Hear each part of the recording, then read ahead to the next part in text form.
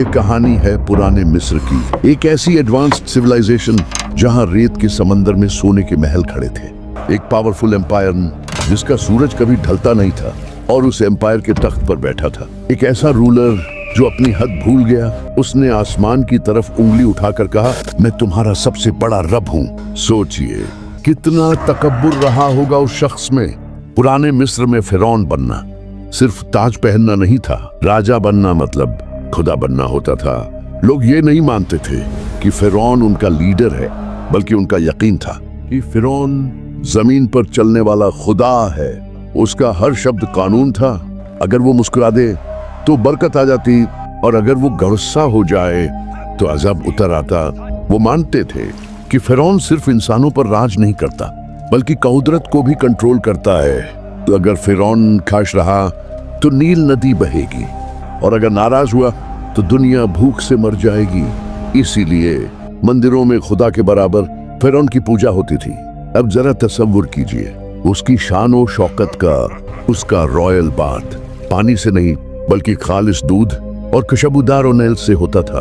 वे कपड़े ultra thin linen के, गले में भारी सोना और चेहरे पर नकली सुनहरी दाढ़ी डिवाइन पावर का सिंबल। जब आम लोग सिर्फ रोटी और बियर पर जिंदा थे, फिरौन के लिए रोज दावत होती थी, गूज, डक, वाइन और शहद। लेकिन इस ऐश के पीछे एक बेहद डार्क सीक्रेट था। अपने रॉयल ब्लड को प्योर रखने के लिए ये लोग अपनों में ही शादी करते थे।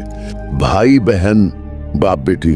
वो सोचते थे इससे वो देवता बन जाएंगे, लेकिन कुदरत ने जवाब दिया जेनेटिक डिफेक्ट्स के रूप में। जिसे वो प्योरिटी समझते थे वो उनकी तबाही बन गई।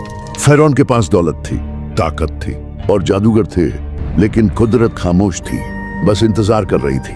फिरौन ने ख्वाब देखा कि बनी इजराइल का एक लड़का उसकी मौत बनेगा। डर कर उसने हजारों मासूम बच्चों का कत्ले आम करवा दिया।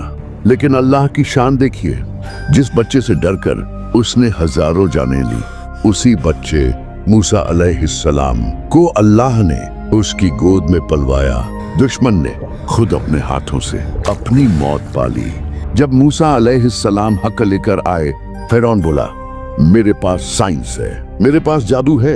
रस्सियां सांप बन गईं। लेकिन तभी मूसा अलैहिस्सलाम की लाठी असली अजदहा बन गई और सारे झूठे सांप निगल गए। साइंटिस्ट सजदे में गिर पड़े, लेकिन फिरौन बोला, मैं नहीं मानता।